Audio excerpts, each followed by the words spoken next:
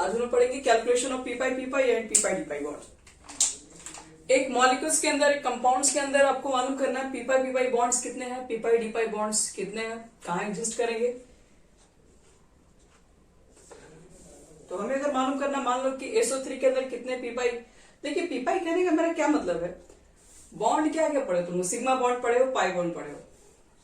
तो sigma bond है, pi bond है आपके पास। सिंगल बॉन्ड जो होता है उसमें सिग्मा बॉन्ड मालूम है सबको होता है। पाई बॉन्ड कहाँ फॉर्म होते हैं, तो pi bond pure orbitals form करते हैं जो साइड वाइज ओवरलैपिंग से बनते हैं, और डी वाले भी ऑर्बिटल्स पाई बॉन्ड फॉर्म करते हैं। तो वही हमें इसमें चेक करना है कि हमें कैसे मालूम चले किसी भी कंपाउंड्स में, किसी भी मॉलिक्यूल्स के अंदर जितने बॉन्ड्स हैं किस बॉन्ड में। क्योंकि सिंगल बॉन्ड है तो समझ में आता वहां सिग्मा बॉन्ड है, ठीक है। सिंगल बॉन्ड में आपके पास दिख रहा है वहां पे सिग्मा बॉन्ड है। लेकिन अगर मान लो कि पाई बॉन्ड पता करना है तो किस तरह के पाई बॉन्ड्स उसके अंदर है। पाई बॉन्ड्स ये भी हो सकता है और पाई बॉन्ड इस तरह के भी होते हैं। तो वो पता करना अगर हमें होगा तो कैसे निकालेंगे फिर। ये सब सारे कंसेप्ट हाइब्रिडेशन से निकल के आते हैं, इसलिए इसको साथ नहीं बता दे रहे हैं। जैसे SO3 के अंदर मालूम करना है इसमें कितने मॉलिक्यूल, इस मॉलिक्यूल के अंदर कितने ये दोनों बॉन्ड एग्जिस्ट करते हैं। सबसे पहले काम करते हैं, इसके आपको लिखनी पड़ेगी हाइब्रिडाइजेशन। तो देखो तो SO3 का क्या होना चाहिए, SO3 का सल्फर के चेक कर लो, वैलेंस इलेक्ट्रॉन 6, ऑक्सीजन को कितना चाहिए 2 इलेक्ट्रॉन। तो 2 ये यूज करेगा, अगला भी 2, अगला भी 2, ऐसे करते करते तीनों लोन पेयर आपके पास कंप्लीटली खत्म हो जाएंगे। तो इसका मतलब है sp2 ही निकल के आएगा। नहीं तो आप क्या देखेंगे, यहाँ पर ऑक्सीजन आपके पास है तो इसको चाहिए होगा, तो इसको चाहिए होगा, तो इसको चाहिए होगा। 6 हो गया हमारा कंप्लीट। ये होता है sp2। हाँ, ये ट्रायंगुलर बाइप्लेनर होगा इस तरीके से, ट्रायंगुलर बाइप्लेनर। तो देखिए डबल बॉन्ड तुमको दिख रहा है, यहाँ पर डबल बॉन्ड है, यहाँ पर डबल बॉन्ड है, यहाँ पर डबल बॉन्ड है। अब हमें मालूम करना है कि जो डबल बॉन्ड है, इस डबल बॉन्ड के अंदर किस तरह के बॉन्ड्स एग्जिस्ट करते हैं। पी पाई डी पाई, ये डी पाई भी बॉन्ड एग्जिस्ट करते हैं। तो और चेक करते हैं इस चीज को कैसे पहचानेंगे। पहले हम लोग, सल्फर आपके पास है, एटॉमिक नंबर 16, इलेक्ट्रॉनिक कन्फिगरेशन लिखोगे तो 1s2, 2s2, 2p6 लिखोगे, यहां तक हो गया 10, 3s2, 3p4 लिखोगे।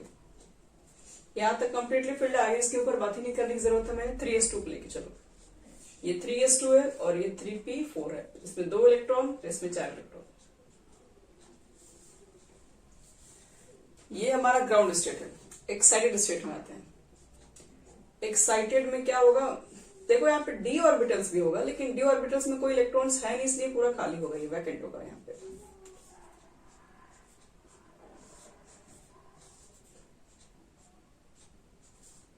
कुछ इस तरीके से एक्साइटेड में देखो क्या करोगे, इसमें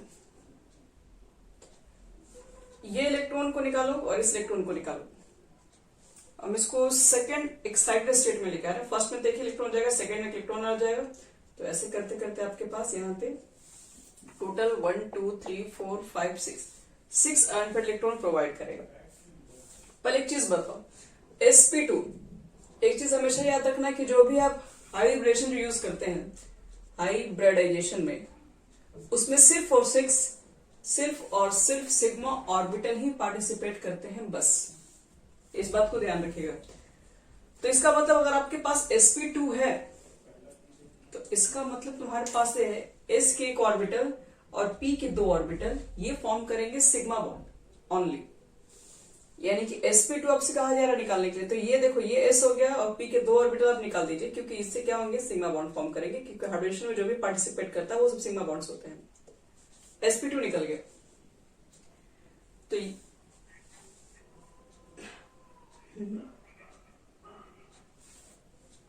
नहीं, एक्साइटेड में कोई जरूरी नहीं है आपके पास। In the presence of light energy थोड़ी बहुत मिलेगी तो अपने इलेक्ट्रॉन को एक्साइट कर सकता है। वो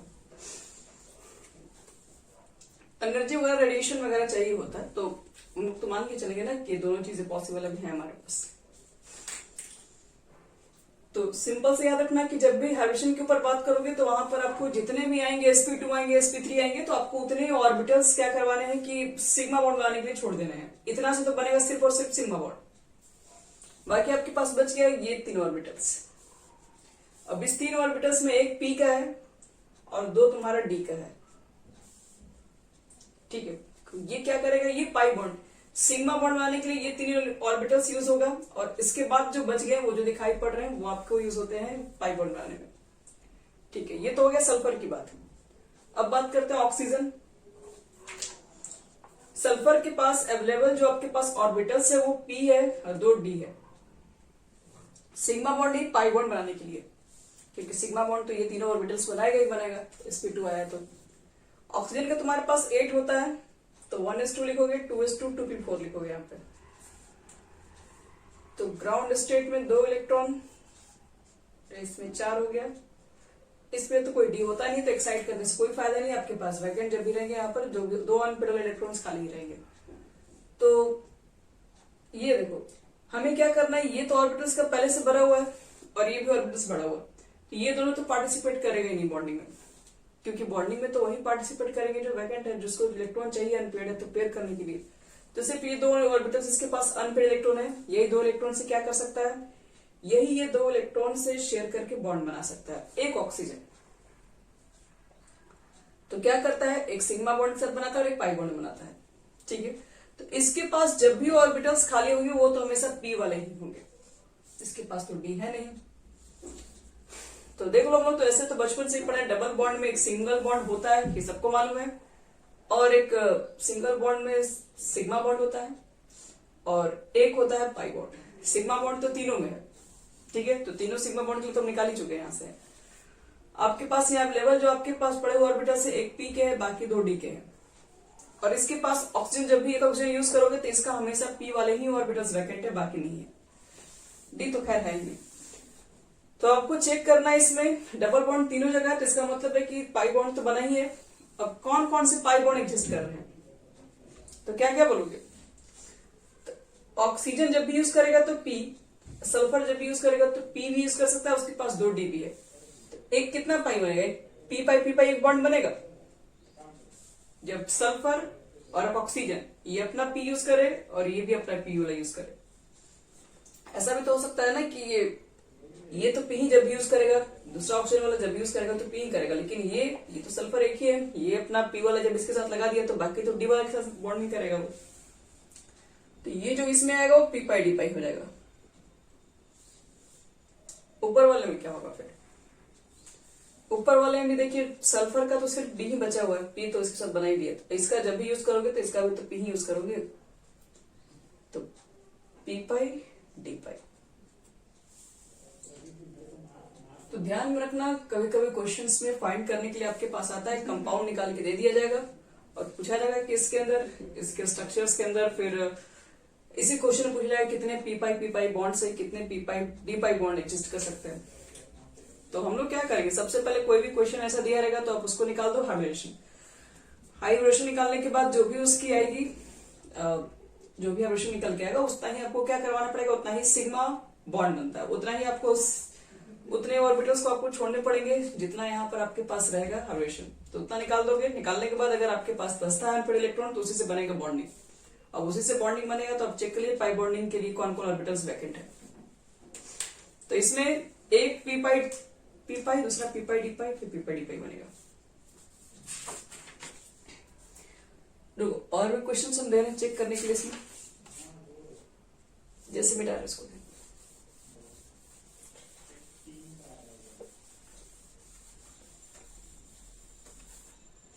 जैसे मान लो आपके पास है सल्फेट आयन।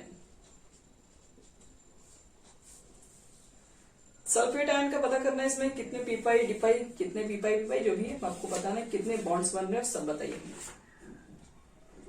सबसे पहला काम क्या करोगे, निकाल लो इसका हाइब्रिडेशन कितना आता है, हाइब्रिडाइजेशन। सल्फर के बाहर 6 इलेक्ट्रॉन, ऑक्सीजन को 2 चाहिए, 2 नेगेटिव चार्ज है, इसको तुम लोग वैसे देख के देखो तुरंत बना लेते हैं। हाँ, 2 हो गया इसका बॉन्ड पेयर, ऑक्सीजन के ऊपर जब नेगेटिव चार्ज होता है बच्चे लोग तो एक नेगेटिव चार्ज से खुद ही ले लेगा और एक बॉन्ड ही हमारा लेगा। सल्फर के बाद 6 था, 6 बॉन्ड शेयर हो गया, total bond pair lone pair एक भी नहीं है, तो बॉन्ड पेयर इसके पास 4 है।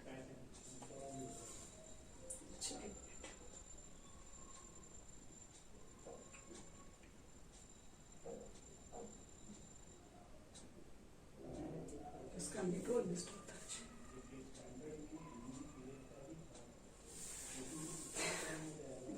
यहाँ देखो इसमें, अब इस क्वेश्चन में मालूम करना है इसमें कितने पी पाई है, कितने P pi d pi bonds है। ठीक है, पहले तो इसका निकाल दो हाइब्रिडेशन sp3 तो समझ में आएगा ना, क्योंकि चारों बॉन्ड पेयर, इसके पास कोई लोन पेयर नहीं है। डबल बॉन्ड को देख के बॉन्ड पेयर बढ़ा मत देना, उससे क्या मतलब है, इसके साथ बॉन्ड बनाया, इसके साथ बॉन्ड बनाया, इसके साथ बॉन्ड सब में बनाया है, 4 बॉन्ड बनाया है, लोन पेयर भी नहीं है, तो इसका मतलब है सिर्फ 4 बॉन्ड लिखेंगे और बॉन्ड पेयर के लिए 4 बॉन्ड के लिए sp3 लिखते हैं। तो खुद से देखो अब तुम्हारे पास यहाँ पर क्या करना है, सल्फर फिर से वापस आएगा 16 इलेक्ट्रॉन के साथ, और इलेक्ट्रॉनिक कन्फिगरेशन करोगे तो लास्ट में क्या आता है, 3s2 3p4 आता है। वही फिर इसमें 2 इलेक्ट्रॉन, वही फिर से वापस p 4 इलेक्ट्रॉन, डी वाला आज भी है खाली। ये हो गया तुम्हारा ग्राउंड स्टेट। अब बात करते एक्साइटेड में, इलेक्ट्रॉन को बाहर निकाल के भेजो आगे।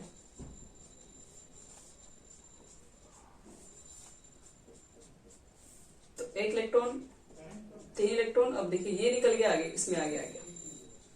क्या लगता है यहाँ पर sp3 जो आपको दिख रहा है, इतना आपको बनाना है सिग्मा बॉन्ड। कितने ऑर्बिटल्स है, एक s ऑर्बिटल्स और p के 3 ऑर्बिटल्स को सिग्मा ऑर्बिटल में पार्टिसिपेट करा दीजिए। अब यहां से ये वाला नहीं हटेगा, अब इससे बनेगा आपके पास सिग्मा बॉन्ड, पाई बॉन्ड यहाँ फॉर्म नहीं हो सकता है। पाई बॉन्ड को फॉर्म करना है, आगे ऑर्बिटल में जाइए, तो यहाँ तो आपको डी मिलेगा अब सीधे, तो डी में 2 इलेक्ट्रॉन्स है। अब बात करते हैं ऑक्सीजन, तो ऑक्सीजन के बारे में क्या बात करिए, तो कुछ देर पहले बताएं कि 8 होता है, इसके पास 2s2 2p4 आता है, तो वही यहाँ 2 इलेक्ट्रॉन्स होंगे, यहाँ पर 1 रहेंगे। तो ऑक्सीजन जब भी यूज करेगा वो क्या यूज करेगा, वो तो हमेशा पी ही यूज करेगा। उसके बारे में आप ऐसे देख के बता सकते हो, सेकंड पीरियड का एलिमेंट जब भी यूज कर रहा होगा तो उसके पास क्या होता है, सिर्फ सेकंड पीरियड मतलब सिर्फ 2 ही हो पाएगा, मतलब ये सिर्फ और सिर्फ पी ऑर्बिटल्स को ही यूज कर पाएगा सिग्मा बॉन्ड को, सॉरी पाई बॉन्ड को बनाने में। इस तो कभी पाई बॉन्ड आपका बनाएगा नहीं, पाई बॉन्ड जब भी बनाएगा पी का बनाएगा तो डी का बनाएगा उसमें। तो इस वाले को तो ऐसे छाड़ देना आपको है, जब भी बचेगा पी वाले में तो सेकंड पीरियड का है, तो आप ऐसे भी देख के टिक मार सकते हैं कि पी पाई वाला ही होगा। बच गया सल्फर, तो सल्फर को आपको देखना पड़ेगा, जितना इसका हाइब्रिडेशन आएगा उसी के अकॉर्डिंग उतना सिग्मा ऑर्बिटल्स बनाएंगे, मतलब उतना ही सिग्मा बॉन्ड बनाएंगे, जो बाकी बच गया उसके साथ पाई का काम करेंगे। तो सल्फर के पास 2 डी ऑर्बिटल वैकेंट है और ऑक्सीजन के पास 2 पी ऑर्बिटल्स वैकेंट है। तो देख लो पाई बॉन्ड कहाँ बनेगा, सिंगल बॉन्ड में तो पाई बॉन्ड थोड़ी ना बनेगा, यहाँ तो पाई बॉन्ड बन ही नहीं रहा, पाई बॉन्ड तो कहीं इसी में है, दोनों जगह पे है। अब इसमें कौन सा पाई बॉन्ड होगा, तो किस तरह का पाई बॉन्ड होगा चेक करो, इसमें क्या होना चाहिए, इसके और इसके बीच में सल्फर हमेशा क्या यूज करेगा, डी, ऑक्सीजन हमेशा क्या यूज करेगा, क्योंकि सल्फर के पास इधर कोई केस ही नहीं है, तो सल्फर जब भी यूज करेगा डी, ये करेगा यूज पी, तो क्या बनेगा P pi d pi bond बनेगा इसके बीच में। और यहां पर तो सल्फर का ही 2 वैकेंट है ना, तो सल्फर का ही 2 अनपेयर्ड है, तो यही अभी भी यही यूज कर पाएगा ये, तो ये पी पाई डी पाई ही बॉन्ड बनेगा। तो कुछ यही आपका आंसर होगा, पी पाई डी पाई वाला बॉन्ड। सबसे पहले क्या बता, सल्फर को पहले निकाल लो तुम, सल्फर का देख लो इलेक्ट्रॉनिक कन्फिगरेशन है, हाइब्रिडेशन निकाल लो।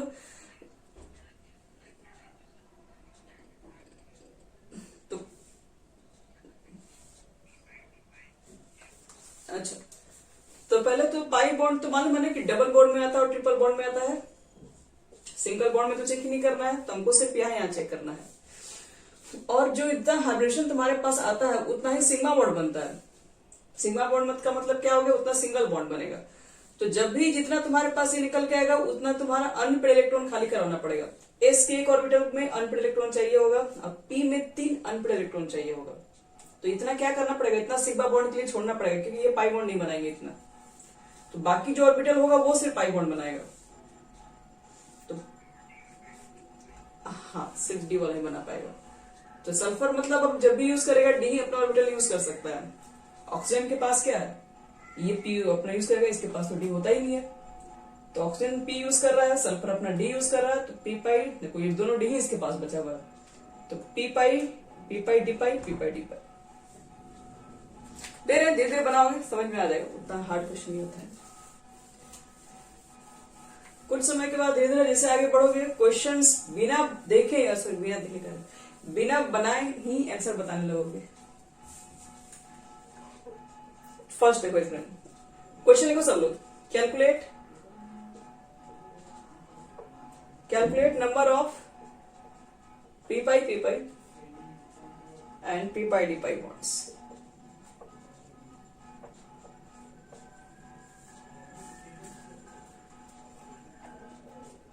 NO3 के ऊपर एक माइनस है।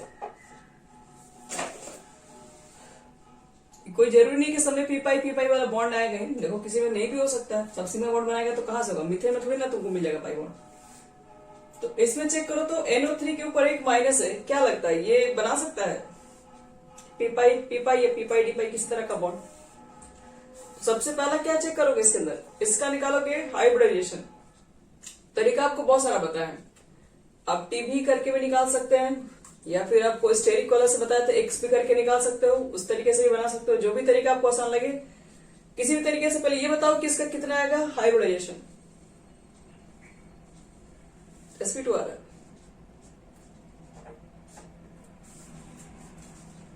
देख लो बच्चे लोग sp2 ही आ रहा है कि नहीं तो वही वाला भी तरीका याद कर लो। x इक्वल टू क्या बताया था 1/2, सेंट्रल एटम का वैलेंस इलेक्ट्रॉन कितना होता है 5 हो जाएगा।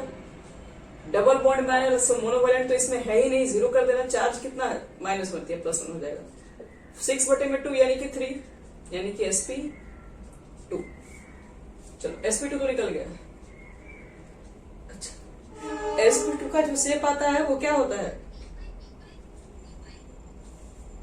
देखते हैं। sp2 का शेप क्या आता है चलो, ट्रायंगुलर, प्लेनर। रुकिए पहले आप लोग का पहले सही है कि नहीं एक बार उठ के चेक कर ले। तो देखो ध्यान से। अच्छा पहले तो एक चीज बता दे रहे हैं, बस एक मिनट में समझिए। यहाँ है ऑक्सीजन, हमको प्लेनर पर स्ट्रक्चर बना लेने दो। यहाँ पर हो गया ये भी ऑक्सीजन, यहाँ पर ये भी ऑक्सीजन। क्या लगता है ये तो अपना वैलेंसी पूरा कर दिया, इसका क्या होगा? ये निगेटिव चार्ज में तो एक लिया है, इसका भी पूरा हो गया।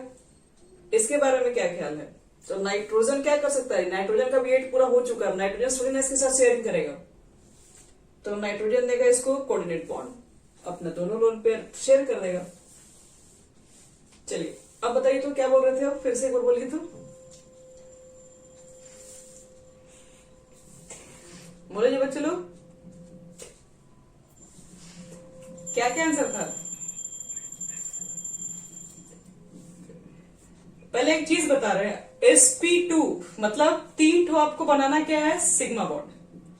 3 सिग्मा बॉन्ड बनेगा तो पाई बॉन्ड कितना बनेगा आपको क्या लगता है? पाई बॉन्ड 2 ठो बना लोगे? कहां डबल बॉन्ड 2 ठो दिख रहा है कि पाई बॉन्ड 2 ठो बन जाएगा? क्लियर? वही तो मैं बता रही हूँ। 7 होता है तो क्या लिखोगे 1s2 2s2 2p3 लिखोगे, ये 2s2 हो गया और 2p3d तो यहां पर आएगा भी नहीं। तो आपको चाहिए क्या sp2 चाहिए ना, वही तो जगह तो खाली करना ही पड़ेगा ना इसका, क्योंकि सिग्मा सिंगल बॉन्ड बनाना है। चलो जगह खाली करवा दो, आगे कहीं भेज दो, कोई दिक्कत नहीं है। तो मान लो कि ये sp2 बता रहे यहां भेज दीजिए। sp2 चाहिए ना 3 को सिग्मा बॉन्ड बनाने के लिए अनपेड इलेक्ट्रॉन, तो ये तुम्हारा अनपेड इलेक्ट्रॉन तो मान लो कि बन जाएगा, यहाँ पे ये सिग्मा बॉन्ड बन जाएगा। अब रही बात क्या आपको बनाना है, आपको नेक्स्ट देखना है कि यहां पर जो शेयरिंग हो रहा है दोनों इलेक्ट्रॉन के साथ, ये दोनों इलेक्ट्रॉन शेयरिंग कर रहा है इसके साथ, एक कोऑर्डिनेट बॉन्ड जो आपको दिख रहा है इसी के थ्रू दिख रहा है। तो नाइट्रोजन ने क्या किया, नाइट्रोजन अपना इलेक्ट्रॉन शेयर कर रहा है और नाइट्रोजन सेकंड पीरियड का है। तो सेकंड पीरियड के बाद पहले तो समझ लो कि सेकंड पीरियड में कभी भी डी आता ही नहीं है, तो डी आने का तो इधर चांस ही नहीं है, डी पाई तो कभी नहीं आएगा। ऑक्सीजन भी सेकंड पीरियड, नाइट्रोजन भी सेकंड पीरियड, तो डी कहां से आएगा?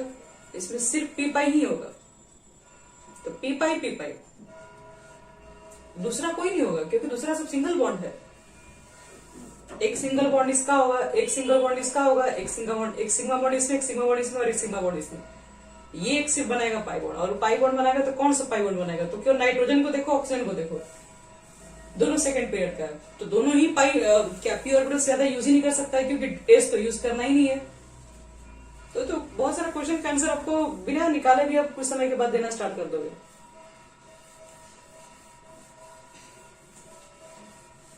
जैसे यहाँ देखो बच्चे लोग, सेकंड क्वेश्चन, NO2 के ऊपर एक माइनस है, तो आपसे पूछा जाएगा कि इसमें कितने पीपाई पीपाई बॉन्ड बनेंगे या पीपाई डीपाई बॉन्ड। तो पहले बताओ कि पीपाई डीपाई बॉन्ड इसमें आएगा, नाइट्रोजन ऑक्सीजन, सेकेंड पीरियड कोई डी ऑर्बिटल्स में नहीं आ सकता है, तो डीपाई वाला तो कोई सवाल ही नहीं है। तो अब चेक करो कि इसमें कितना पीपाई पीपाई बॉन्ड बनेगा, वो भी आपको चेक करना पड़ेगा। तो वो निकालते हैं पहले इसका हाइब्रिडेशन, sp2 निकाल के चेक कर लो। sp2 जब निकालोगे इसका स्ट्रक्चर बनाओ, नाइट्रोजन डबल बॉन्ड देगा ऑक्सीजन को, एक निगेटिव चार्ज है तो एक इलेक्ट्रॉन से एक ही शेयर करेगा, एक इसके पास लोन पेयर रहेगा, कुछ इस तरीके से। तो डबल बॉन्ड तो सिर्फ यहां पर है, तो यहीं पर कोई पीपाई बॉन्ड ही होगा, पीपाई डीपाई तो होगा नहीं, तो कौन बॉन्ड होगा, पीपाई वाला ही होगा, डी तो इसमें आएगा ही नहीं। तो कुछ समय के बाद आपको लग रहा है कि अब बन ही जाएगा। COCl2 देखो, इसमें चेक करना है कि हाउ मेनी पीपाई बॉन्ड या पीपाई डीपाई बॉन्ड एग्जिस्ट।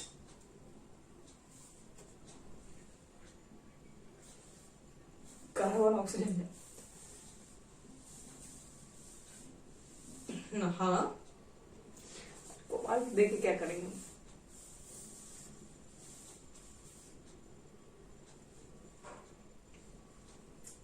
क्या लगता है बच्चे लोग, फास्ट बताओ जल्दी से, फास्ट, इतना तुमको टाइम नहीं लगना चाहिए। हाँ एक ही हो ना, सेंट्रल कौन इसमें, सेंट्रल एटम बताओ, कार्बन। अब बताओ कि ऑक्सीजन जब भी बनाएगा, क्योंकि चार्ज तो कोई लेके आया नहीं है, तो ऑक्सीजन जब भी बनाएगा डबल बॉन्ड बनाएगा, बना दो उसका डबल बॉन्ड। क्लोरीन क्या बनाएगा, हमेशा सिंगल बॉन्ड ही बनाएगा, बना दो दोनों का सिंगल बॉन्ड। तो एक चीज बताओ कि अब कार्बन के बाद चार था, चारों शेयर कर चुका है, तो पाई बॉन्ड तो कहीं एक ही जगह, क्योंकि अभी तो सिंगल बॉन्ड है, तो सिर्फ कहीं पर होगा पाई बॉन्ड, तो क्या बनेगा ये, तो पीपाई वाला ही कैसे। चलो नेक्स्ट क्वेश्चन देखो, PO4 के ऊपर है 3 माइनस,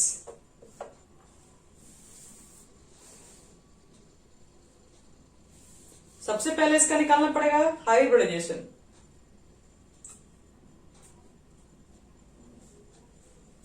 ये फास्फोरस है, थर्ड पीरियड वाला आदमी है, चेक करना पड़ेगा इसको अच्छे से।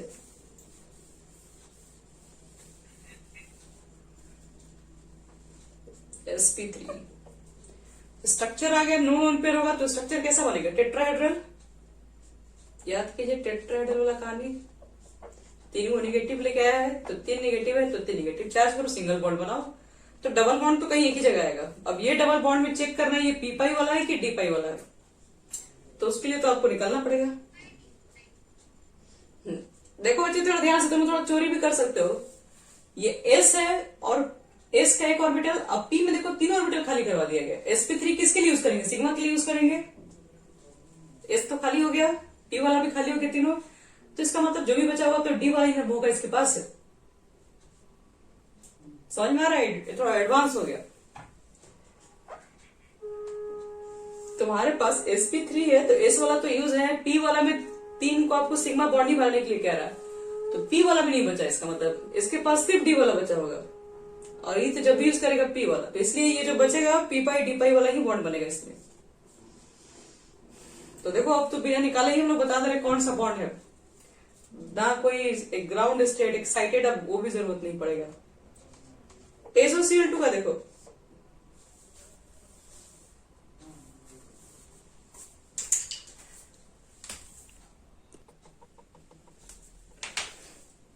क्या होगा इसका आंसर,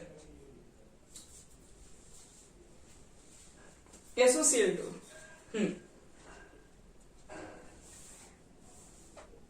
sp3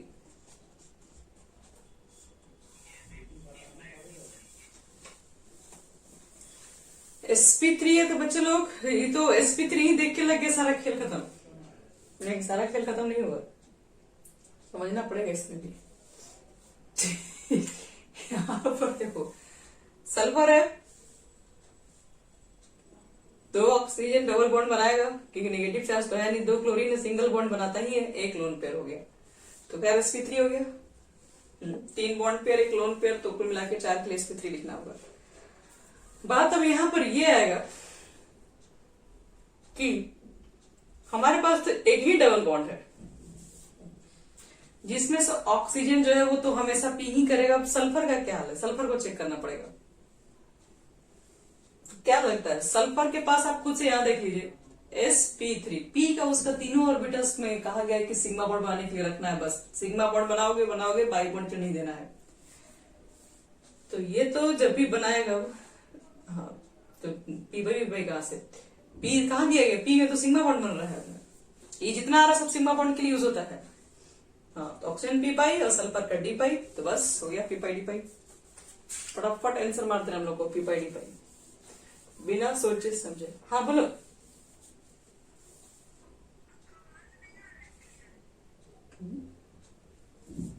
अच्छा, देखो बच्चों लोग, सही में आवाज नहीं आ रही मेरी?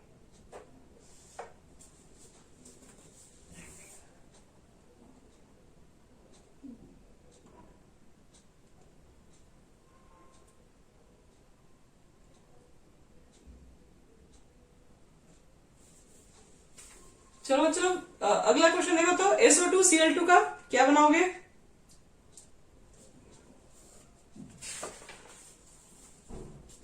SO2Cl2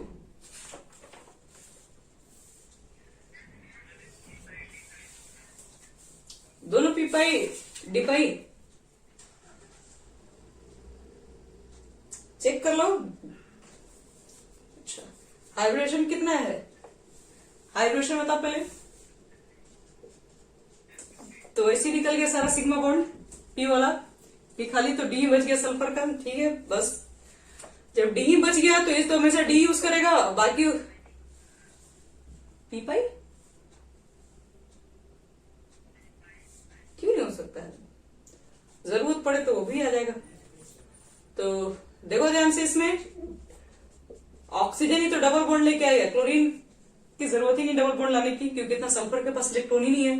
तो इसलिए आपके पास हो गया ये, और इसी में आपके पास कोई ना कोई पाई बॉन्ड होगा, तो चेक कर लेंगे हम लोग इसमें पाई बॉन्ड कौन सा होगा। sp3 तो बन गया सिग्मा बॉन्ड के लिए, पी खत्म हो गया, डी बच गया, तो डी और ऑक्सीजन का यूज करोगे तो ऑक्सीजन में सब पाई ही दे पाएगा पी वाला ऑर्बिटल से। इसका देखो ClO4 के ऊपर एक माइनस, ये थोड़ा हार्ड क्वेश्चन है, थोड़ा सोच समझ के जवाब।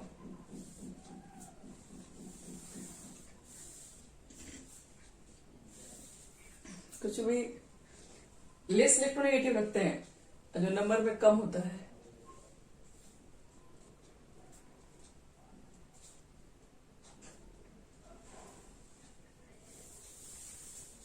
sp3 है,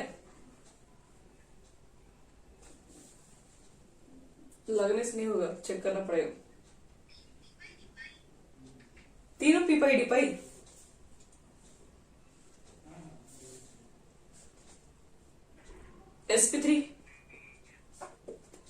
sp3 अगर आया होगा तो पी ऑर्बिटल खत्म, तो बाकी जो बचेगा क्लोरीन का,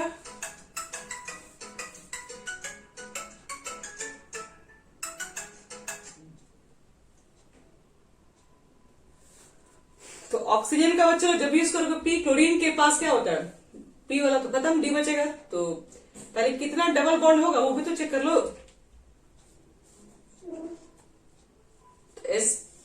sp3 के टेट्राहेड्रल लिखोगे ना,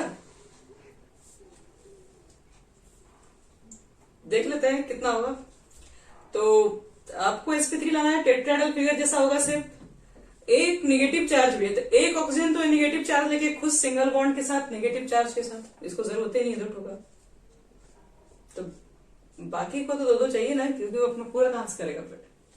तो इसलिए यहाँ पर आपके पास 4 तरह के बॉन्ड देखिए, 3 तरह के आपको दिखाई पड़ेंगे डबल बॉन्ड। तो यहाँ पर तीनों में p pi d pi, p pi d pi, v pi d pi, क्योंकि क्लोरीन ने खत्म कर लिया है अपना।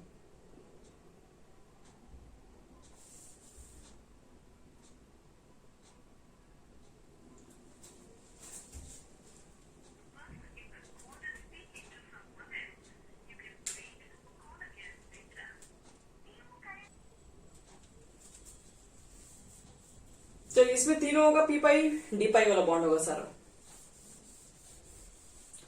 जीरो वाला कंपाउंड में देखो XeOF4,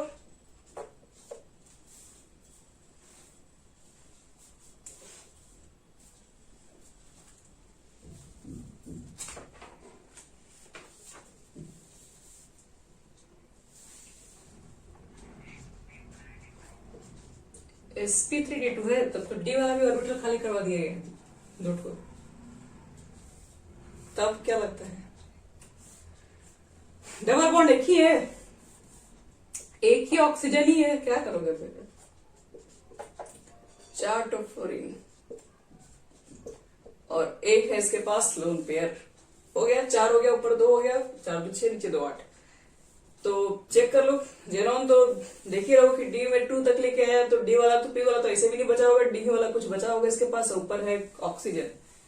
तो तुमको तो लग रहा है कि अब क्वेश्चन क्या निकाल रहा हो तुम लोग, खाली इसका चेक करो कि हाइब्रिडेशन क्या हो रहा है। एक CO2F2 क्या लग रहा है इसका?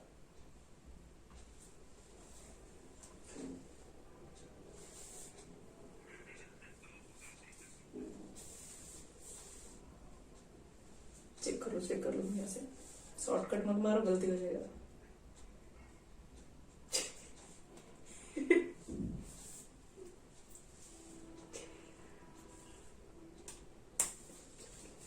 ऐसे भी चेक कर लो, जेनॉन है, 2 तो बनाएगा ऊपर नीचे, बाकी क्या है, 2 तो फ्लोरीन है, तो 4 इलेक्ट्रॉन तो यहीं पे चला गया। अभी भी इसके पास लेकिन एक लोन पेयर होगा जी, एक लोन पेयर है, तो लोन पेयर के साथ क्यों नहीं, लोन पेयर तो होगा ही इसके पास। एक मिनट, 2 ऑक्सीजन में है, 2 यहाँ पर हो गया, कितना लोन पेयर है? तो कितना हुआ, 2 2 4 5 6, तो एक ही ना होगा, एक लोन पेयर हो गया, 4 बॉन्ड पेयर, एक लोन पेयर, तो क्या हो जाएगा, sp3d होगा। तो देखो डबल बॉन्ड दिख ही रहा, 2 जगह है ही, डी वाला ही होगा जेनॉन का, और बाकी होगा यानी कि 2 ही निकलेगा। बस आप केवल आप मालूम कर लें कि उसमें कितना डबल बॉन्ड है, बस ये आपको थोड़ा चेक करना ही पड़ जाएगा। तो ये भी आप कहां से चेक कर सकते हैं, देख सकते हो उसके अंदर मल्टीपल बॉन्ड वाले कितने एटम प्रेजेंट है, जो मल्टीपल बॉन्ड्स बनाएंगे। तो मल्टीपल बॉन्ड वाला एक ही हुई था ऑक्सीजन, तो उसी के अकॉर्डिंग देख लेंगे, जितना होगा उतना ही बॉन्ड पड़ पाएगा। लेकिन नेगेटिव चार्ज लेके आ गया तो उस पर भी थोड़ा सावधान होना पड़ता है। जैसे एक CO3 है, अब इसमें क्या लग रहा है, इसमें आप लोग देख के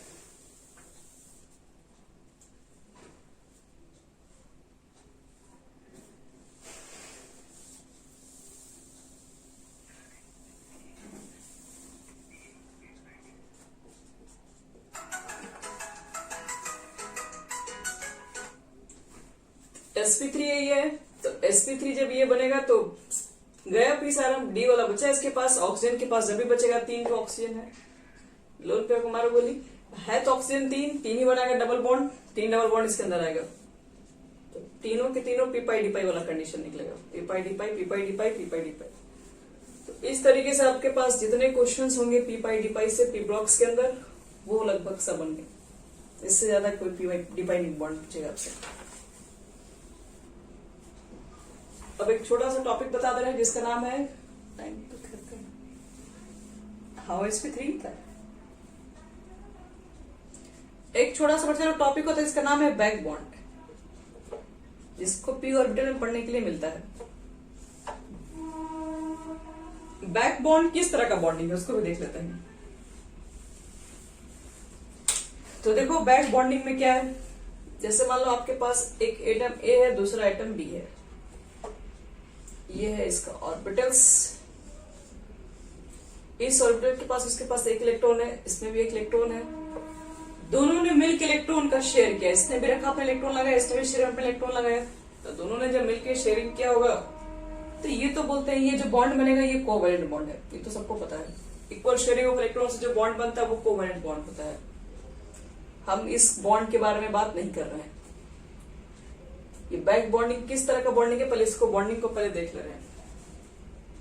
इसके पास है खाली ऑर्बिटल्स, और इसके पास है इलेक्ट्रॉन्स। तो अब क्या करेगा यहां पर बी देख रहा है कि इसके पास एक भी इलेक्ट्रॉन नहीं है, तो ये क्या करेगा, अपना इलेक्ट्रॉन शेयर कर देगा इसके ऑर्बिटल्स में, शेयर कर देगा। ध्यान रखिएगा हम ट्रांसफर नहीं कर रहे कि परमानेंट उसको दे देगा, शेयरिंग करवा लेगा उससे। तो उसके ऑर्बिटल में अगर शेयरिंग कर देगा तो यहां पर जो बॉन्ड बनता है वो बैक बॉन्ड बनता है, यही बैक बॉन्ड होगा यहाँ पे। बैक बॉन्ड पहले तो समझ लो कि का मतलब क्या है, ये कोवेलेंट बॉन्ड है। बैक बॉन्ड एक टाइप का कहा जाता है कोऑर्डिनेट बॉन्डिंग एक तरीके से हुआ देखा जाए तो। कोऑर्डिनेट बॉन्ड का भी तो वही हाल है ना कि इलेक्ट्रॉन पेयर शेयर करता है किसी वैकेंट ऑर्बिटल्स के अंदर। बैक बॉन्ड का भी देखो बच्चों मतलब यही होता है, यहाँ पे इक्वल शेयरिंग से कोवेलेंट बॉन्ड बनेगा और अनइक्वल शेयरिंग। अनइक्वल का मतलब ये कुछ नहीं लगा है, ये सिर्फ लगा है, तो ये तो शेयरिंग अनइक्वल है। अनइक्वल शेयरिंग से जो भी बॉन्ड बनता है वो तुम्हारा पाई बॉन्ड भी होता है, उसको डेटिव बॉन्ड भी बोलते हैं, उसको कोऑर्डिनेट बॉन्ड भी बोलते हैं। बैक बॉन्ड तो है ही। तो अब हमें ये चेक करना है कि बैक बॉन्डिंग कहाँ कहाँ बन सकता है, क्या हर जगह बैक बॉन्डिंग बना सकते हैं। बैक बॉन्डिंग हम लोग कहते हैं कि वैकेंट में अपना इलेक्ट्रॉन डोनेट कर देगा, तो हर जगह ये पॉसिबल नहीं है। बैक बॉन्डिंग भी हर जगह नहीं बनती है। तो आपको बता रहे condition to form back bond.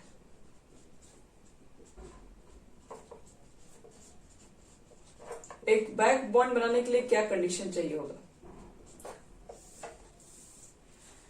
जैसे पहला होना चाहिए कंडीशन क्या, वन एटम शुड, ये इंपॉर्टेंट टॉपिक है, दो ही बताएंगे कंडीशन, वो दोनों लिखे ना, जब भी बैक बॉन्डिंग का कैसे आएगा तुरंत समझ जाओगे। One atom should consist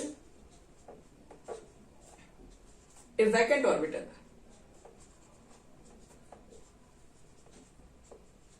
and other atom should have filled atomic orbital। तुमको बैक बॉन्ड बनाना है तो पहले तो एक वैकेंट वाला चाहिए और एक के पास कंप्लीटली फिल्ड वाला होना चाहिए। पहली बात, पहली कंडीशन ये। और one atom should be of second period, should be of second period। एक एटम उसमें से सेकेंड पीरियड का हो and the other atom should belong to either second or third। बस एक एटम सेकेंड पीरियड का होना चाहिए, दूसरा एटम जो होना चाहिए वो सेकेंड का भी हो सकता है, थर्ड का भी हो सकता है। बस यही दो कंडीशन है। और छोटा सा क्वेश्चन है मेरा, तुम ट्राई करो कौन सा बैक बॉन्ड बना सकता है।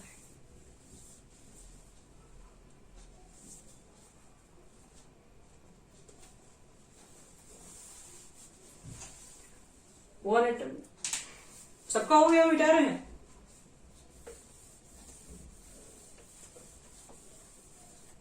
आओ इसमें देख लेते हैं। क्वेश्चन हमारे पास है, in which of the following back bond is form. Question लिख सकते हैं आप लोग है, in which of the following back bond is form. इसमें से कौन सा बैक बॉन्ड फॉर्म कर सकता है। First BF2, second BH3, third BF3, fourth BCH3 का होल थ्राइस, और पांचवा और लास्ट नहीं छठा लास्ट AlCl3 SiF4। चलिए आपके पास कुल मिला के 6 क्वेश्चंस हैं, आपको आंसर करना है कि इसमें कौन सा बैक बॉन्डिंग बना सकता है। पहले चेक कर लेते हैं। नहीं ये कोई जरूरी नहीं है, more than one answer correct हो इसमें। हम एक क्वेश्चन के लिए अच्छे से एक्सप्लेन करते हैं ताकि आगे आप थोड़ा अच्छे संभाल पाए। BF2 ये बैक बॉन्ड बना सकता है या नहीं, क्योंकि बैक बॉन्ड भी बहुत सारी चीज को कैरेक्टर को आप बहुत सारी चीजें कंपेयर करोगे, कौन ज्यादा एसिडिक नेचर से है, तो बहुत सारी चीज बैक बॉन्डिंग को भी एक्सप्लेन करेगा कि बैक बॉन्डिंग की वजह से ये चीज ज्यादा स्टेबल है। तो देखो बैक बॉन्डिंग पहले क्या है, BF2, तो B तुम्हारा सेंट्रल एटम है, 2 फ्लोरीन लेके आया हुआ है। बेरिलियम के पास देखो तो वैकेंट ऑर्बिटल्स है। बेरिलियम के इलेक्ट्रॉन्स कितने होते हैं आउटर मोस्ट में, 4 होता है एटॉमिक नंबर। 1s2 2s2 लिखोगे, 2s वाला लिखोगे बच्चे लोग तो 2s 2p आया ही होगा, 2s के साथ 2p भी आता है साथ में। और एक इलेक्ट्रॉन मालूम है आपको कि अपना इलेक्ट्रॉन अगर शेयर एक साइड में लेकर गया होगा तभी तो 2 आर्म इलेक्ट्रॉन मिला होगा, तभी जाके बॉन्डिंग बनाया हुआ 2 यहाँ पे। इसके पास वैकेंट ऑर्बिटल्स है, समझ में आ रहा है कि बी के पास, बेरिलियम के पास वैकेंट ऑर्बिटल है, दिख भी रहा है, साफ साफ दिख रहा है। चलिए, वैकेंट ऑर्बिटल रख रहा है बेरिलियम। बगल का जो फ्लोरीन है उसको क्या, उसके पास ऑर्बिटल्स क्या बताया गया, जो बगल वाले एटम्स, एक के पास होना चाहिए वैकेंट ऑर्बिटल्स, दूसरे के पास होना चाहिए फुलफिल्ड ऑर्बिटल्स, और एक्स्ट्रा इलेक्ट्रॉन पड़ा हुआ भी चाहिए। तो देखो, तो फ्लोरीन के बाद सबको मालूम है, सबको पता है कि फ्लोरीन रखा हुआ है बहुत सारे इलेक्ट्रॉन। तो क्या करेगा, ये अपना इलेक्ट्रॉन पेयर इसको शेयर कर देगा, क्योंकि यहाँ पर क्या है, बेरिलियम के पास कहा कि मेरे पास 8 इलेक्ट्रॉन बाहर है नहीं, थोड़ा सा हेल्प कर दो तुम लोगों के पास, एक्स्ट्रा 8 बनाने के बावजूद भी बाहर इलेक्ट्रॉन इतना सारा रखे हो, तो ये अपने इलेक्ट्रॉन पेयर इसको डोनेट कर सकता है। तो यहाँ पर बैक बॉन्डिंग बन सकता है। लेकिन ध्यान रहे कि बैक बॉन्डिंग में आने के दूसरा कंडीशन को भी फॉलो करो, one should have second period और दूसरा थर्ड पीरियड या सेकंड पीरियड। तो ये दोनों सेकंड पीरियड का है, तो बैक बॉन्डिंग यहाँ पर बनाया जा सकता है। तो BF2 के अंदर बैक बॉन्डिंग बन सकता है। चेक करो, BH3 के अंदर बनेगा बोरोन। क्या बोरोन के पास वैकेंट ऑर्बिटल है? पहले देख लो, एटॉमिक नंबर 5 होता है ना, तो 1s2 करोगे, 2s2 करोगे, 2p1 करोगे, दिख रहा है P में खाली जगह है, वैकेंट ऑर्बिटल है इसके पास, और बगल वाला के पास एक्स्ट्रा इलेक्ट्रॉन है इसके ऑर्बिटल में डोनेट करने के लिए। हाइड्रोजन के पास एक ही इलेक्ट्रॉन रहता है, एक ही इलेक्ट्रॉन शेयर कर ही लिया, तो अब क्या उसके, अब उसमें कुछ डोनेट करने के लिए उसके पास कोई पावर नहीं है, तो ये बैक बॉन्डिंग यहां पर कभी नहीं बन सकता है। क्या BF3 में बैक बॉन्डिंग बन सकता है? बोरोन के पास है वैकेंट, हम लोग देख चुके हैं। फ्लोरीन के पास देखिए कि एक्स्ट्रा इलेक्ट्रॉन रखता है, तो बैक बॉन्डिंग यहां बना सकते हैं। इसमें चेक करो, बोरोन ट्राइमिथाइल है ये, CH3 CH3 CH3। देखिए, कार्बन के पास कोई एक्स्ट्रा इलेक्ट्रॉन है ही नहीं किसको शेयर करे, यहां पर H है, यहां पर H है और यहां पर H है, तो इसको डोनेट ही कुछ नहीं कर पाएगा, तो इस कंडीशन में बैक बॉन्डिंग नहीं बना सकते हैं। AlCl3 में बन पाएगा, Al यहां पर होगा, 3 Cl है फ्लोरीन के बाहर। क्या एल्यूमिनियम के बाहर वैकेंट ऑर्बिटल है? 13 होता है ना, 1s2 लिखोगे, 2s2 लिखोगे, 2p6 लिखोगे और 3s1 आता है। 6 2 8 10, 6 2 8 10 10 2 12 1 13, 2p1 तक आएगा। तो है ना वैकेंट ऑर्बिटल, तो उसके पास बहुत सारा, p वाला तो खाली ही है, बनाएगा। बनाना चाहिए इसको लेकिन नहीं बनाता ये। AlCl3 याद रखना, बैक बॉन्डिंग नहीं बना पाएगा। कंडीशन भी आपके पास, कंडीशन है भी आपके पास, पढ़िए सेकेंड वाला कंडीशन पढ़िए, क्या लिखवाया गया। बैक बॉन्डिंग बनाओगे तो बैक बॉन्डिंग हर जगह नहीं बन जाता है, ये भी है थर्ड पीरियड का और ये भी है थर्ड पीरियड का, दोनों थर्ड पीरियड का है। थर्ड पीरियड में क्या होता है, डिस्टेंस ज्यादा होता है। अब बॉन्डिंग तो मान लो इसको देने के लिए दे देगा, प्रॉब्लम क्या है, स्ट्रांग नहीं होगा, टूट जाएगा फिर, तो इसलिए बैक बॉन्डिंग अच्छा वाला नहीं बन पाएगा इसके बीच में, इसलिए थर्ड पीरियड दोनों रहेगा तो बैक बॉन्डिंग नहीं बनता है। इसका चेक करो, SiF फॉर्म में बैक बॉन्डिंग बनेगा?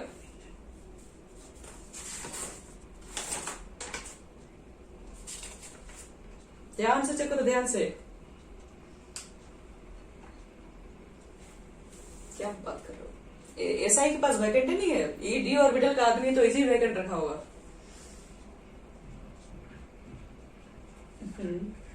ये थर्ड का, ये तो सेकंड का है ना,